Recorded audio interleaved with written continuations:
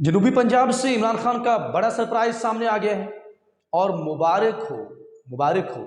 और इसके साथ साथ जो मरियम औरंगज़ेब और जावेद लतीफ़ सब बड़ी बातें करते थे, उनको गिरफ्तारी उनकी कहाँ तक मुमकिन है, ये भी आपके साथ शेयर करेंगे। और इसके साथ साथ आपको बताएं कि चीफ जस्टिस साहब जो हैं वो भी आज बरहम हुए हैं। ये तमाम बातें आपके साथ। अस्सलाम वालेकुम नाज़रीन, मैं हूँ आपका मेज़बान अखलाक अहमद सालिक और अपने यूट्यूब चैनल पर आपको खुशामदीद कहता हूँ। नाज़रीन, ख़बरें बड़ी चौंका देने वाली भी हैं और बड़ी इंपॉर्टेंट है, डेवलपमेंट्स आपके साथ शेयर करनी है। लेकिन उससे पहले आपसे एक रिक्वेस्ट है कि आप हमारे यूट्यूब चैनल को अभी तक अगर आपने सब्सक्राइब नहीं किया तो सब्सक्राइब कर लीजिए और बेल आइकन्स को भी दबा लीजिए।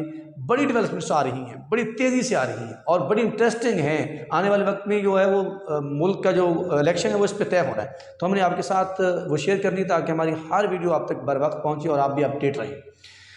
तो जी, बात यह है कि गिरफ्तारी होगी या नहीं होगी।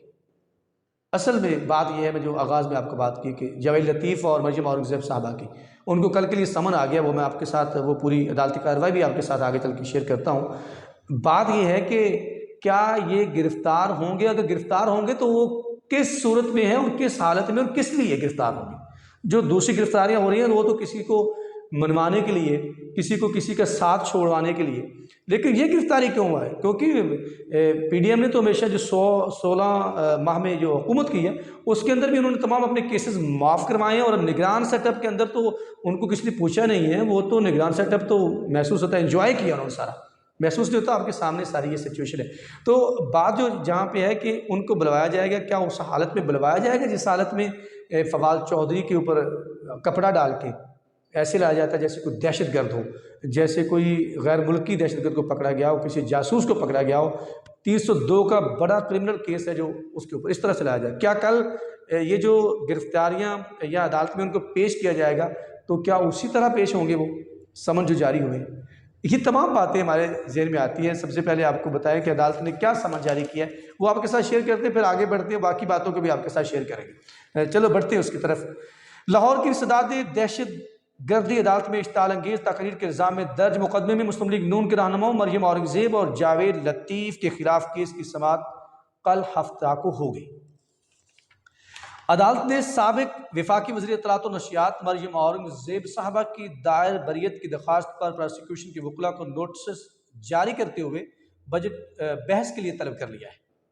इंसदाद दहशत गर्दी अदालत के एडमिन जज जो अंबर गुल केस की समाअत करेंगी और अदालती हुक्म पर साबिक वफाकी वज़ीर इत्तलात व नशियात मरियम औरंगज़ेब साहबा और मुस्लिम लीग नून रहनुमा जावेद लतीफ़ अदालत में पेश होंगे हफ्ते के रोज़।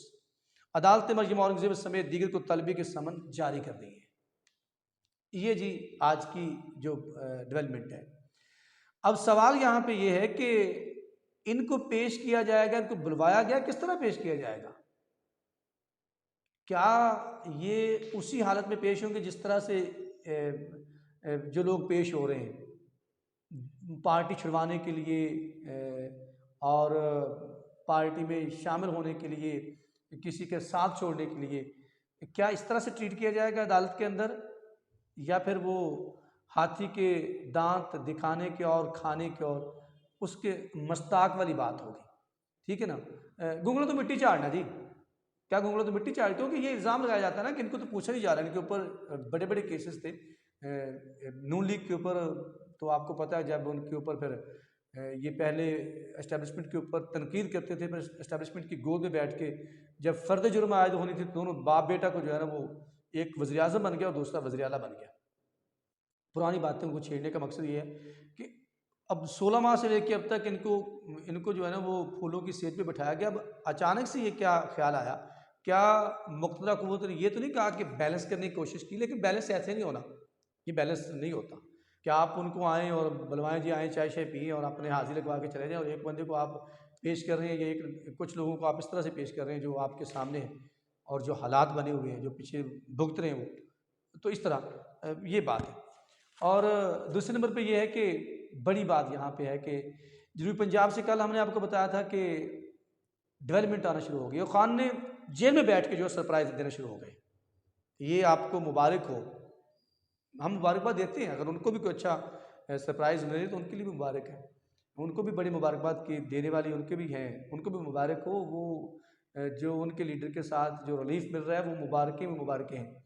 ठीक है, तो यहाँ पे खान साहब को जो है वो जेल में बैठ के उन्होंने जो है वो वहाँ पे सरप्राइज़ देना शुरू कर दिया है। अब जो उनकी एक्टिविटी इलेक्शन के हवाले से शुरू हो गई है, तो यहाँ से ये महसूस होता है कि शायद अब वापसी के जो दरस्ते हैं वो खुलना शुरू हो जाएंगे। इलेक्शन जो है वो पीटीआई के बगैर वो ऐसे ही है कि मिसाल है बड़ी पंजाबी में कि खुस्सा खुस्ते ना सुता ना लिता ना दिता।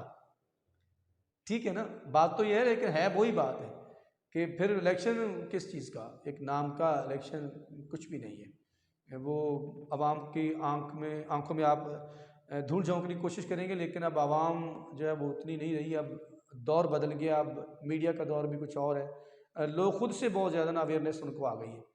तो एक बड़ी डेवलपमेंट जो खान ने की है, सरप्राइज़ है, वहाँ पे आपको आगे जाकर बताता हूँ कि वो क्या है।